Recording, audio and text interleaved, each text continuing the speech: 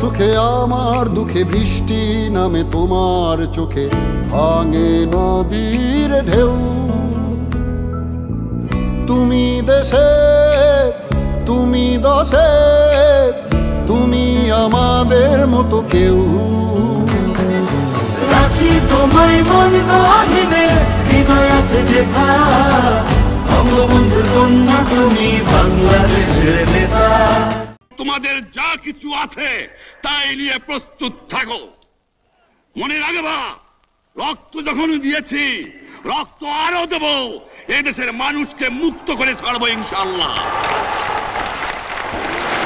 এবারে সংগ্রাম আমাদের মুক্তির সংগ্রাম এবারে সংগ্রাম স্বাধীনতার সংগ্রাম এমন মধুর কণ্ঠ শুধু একজনেরই হতে পারে বঙ্গবন্ধু শেখ মুজিবুর রহমান তিনি হলেন স্বাধীন বাংলাদেশের স্থপতি বাঙালি জাতির পিতা ৫২ ভাষা আন্দোলন থেকে ৭১-এর মুক্তিযুদ্ধ প্রতিটি ধাপেই ছিল সেই একটি নাম শেখ মুজিবুর রহমান তারপর ১৯৭৫ বঙ্গবন্ধু হত্যা বাঙালির কালো অধ্যায়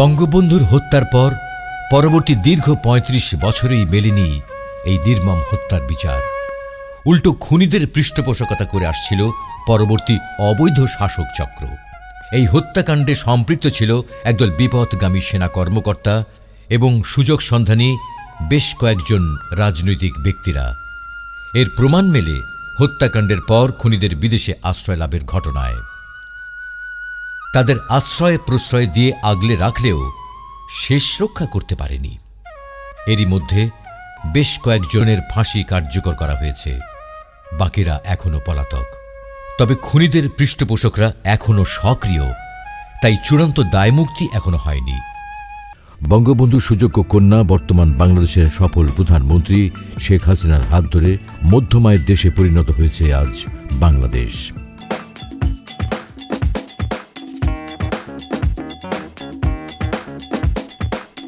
১৯৮১ খ্রিস্টাব্দে সর্বসম্মতিক্রমে বর্তমান মাননীয় প্রধানমন্ত্রী শেখ হাসিনাকে তাঁরই অনুপস্থিতিতে দলের সভাপতি নির্বাচিত করা হয় ৭৫-এর পর ৬ বৎসর দেশে ফিরতে দেয়া হয়নি বঙ্গবন্ধু কন্যাকে ১৯৮১ সালের ১৭ই মে দেশে ফিরে তিনি পান বিপুল সংবর্ধনা সেই দিন তাকে গ্রহণ করতে কুর্মিটোলা আন্তর্জাতিক বিমানবন্দর থেকে শেরেবাংলা নগর পর্যন্ত লাখো মানুষের ঢল নামে ১৯৯৬ সালে প্রথমবারের মতো জাতীয় নির্বাচনে জয়লাভ করে ২০০১ সাল পর্যন্ত প্রধানমন্ত্রীর দায়িত্ব পালন করেন তিনি এবং পার্বত্য শান্তি চুক্তি যমুনা সেতুর মতো অসংখ্য অবদান রাখেন বাংলার মানচিত্রে পরবর্তীতে ২০০৮ সালে দ্বিতীয়বারের মতো নির্বাচনে জয়লাভ করে তার নেতৃত্বে সরকার গঠন করার পর একটি বিশেষ লক্ষ্য নিয়ে কাজ শুরু করে আওয়ামী লীগ সরকার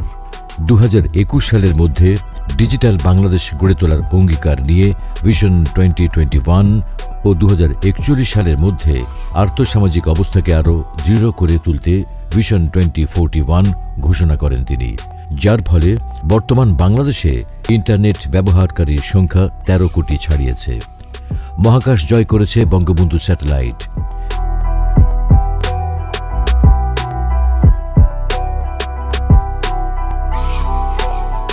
দিন বদলের যে প্রতিশ্রুতি দিয়ে মাননীয় প্রধানমন্ত্রী শেখ হাসিনার নেতৃত্বে বর্তমান সরকার ২০০৮ সালে অষ্টম জাতীয় সংসদ নির্বাচনে ক্ষমতায় এসেছিল তার সিংহভাগই বাস্তবায়ন করেছেন Bangladesh is likely to become 25th largest economy globally.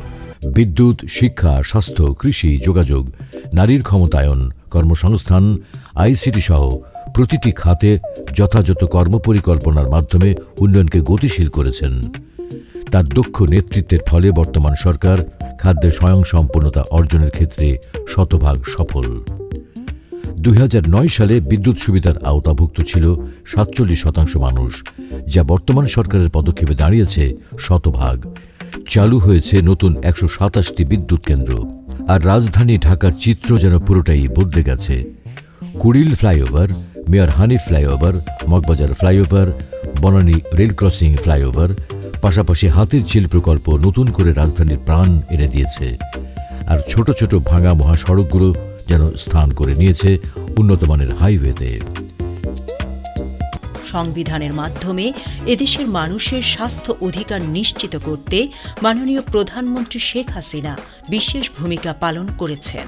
এর ফলে মাতৃমৃত্যু ও শিশু মৃত্যুর হার অনেকটাই হ্রাস পেয়েছে। মাননীয় প্রধানমন্ত্রী শেখ হাসিনার বিচক্ষণতা আর অক্লান্ত চেষ্টার ফলে আন্তর্জাতিক সমুদ্র আদালতে আবেদন করে ফিরিয়ে দিয়েছেন এই দেশবাসীকে তাদের প্রাপ্য বিশাল জলরাশি সমুদ্র সীমা। ভারতের কাছ থেকে অর্জন করে এনেছেন প্রায় ৪৭ বর্গ কিলোমিটার ছিটমহল।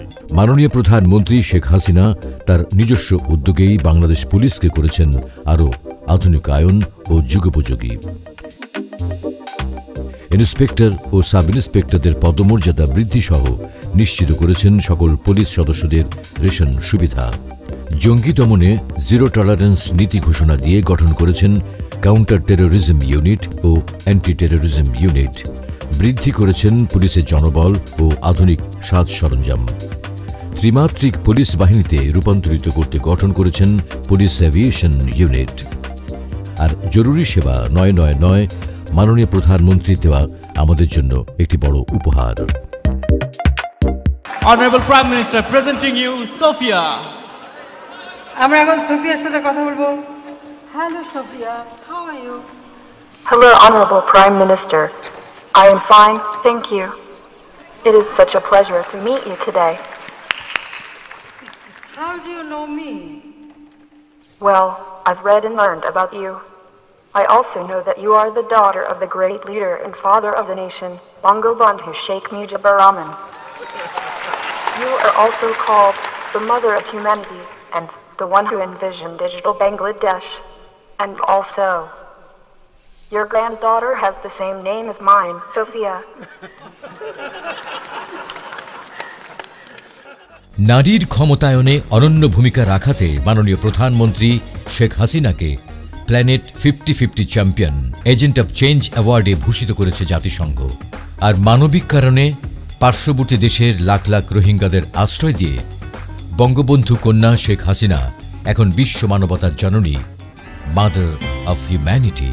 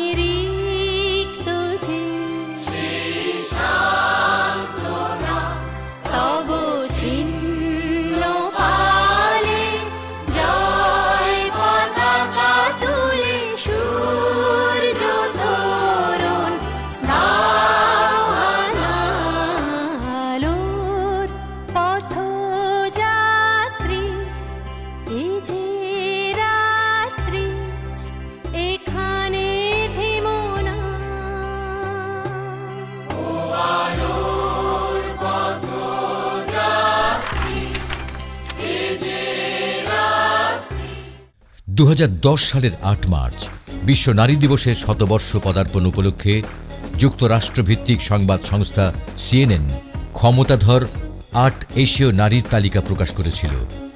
উক্ত তালিকায় ষষ্ঠ অবস্থানে ছিলেন মাননীয় প্রধানমন্ত্রী শেখ হাসিনা।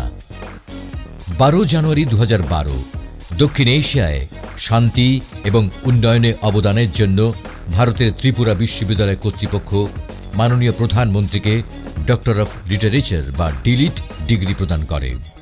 আর 2015 সালের 28 সেপ্টেম্বর জাতিসংঘ 70তম অধিবেশনে পরিবেশ বিষয়ক সর্বোচ্চ পুরস্কার চ্যাম্পিয়ন্স অব দ্য আর্থ অ্যাওয়ার্ডে ভূষিত করে। নিজস্ব অর্থায়নে তৈরি হয়েছে দেশের দক্ষিণাঞ্চলের 21টি জেলার মানুষের আশা আকাঙ্ক্ষা আর স্বপ্নের পদ্মা সেতু। আওয়ামী লীগ সভানেত্রী ও মাননীয় প্রধানমন্ত্রী আবারও প্রমাণ করে দিয়েছেন, বাঙালি জাতি কারো কাছে মাথা নত করে না। আমরা সেই জাতি, যে জাতি সম্পর্কে জাতির পিতা বঙ্গবন্ধু বলেছিলেন, কেউ আমাদের দাবিয়ে রাখতে পারবে না। আমাদের দাবিয়ে রাখতে পারেনি। স্বপ্নের পদ্মা সেতুই তার প্রমাণ।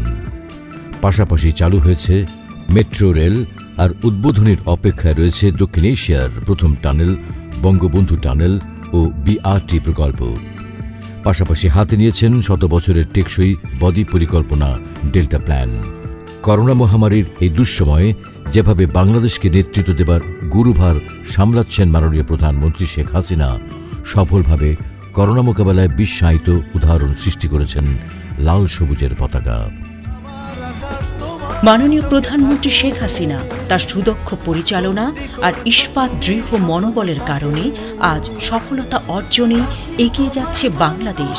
তার বলিষ্ঠ নেতৃত্বে আমাদের ছোট্ট দেশটিকে পৃথিবীর বুকে বারবার করেছে সম্মানিত ও গৌরবান্বিত।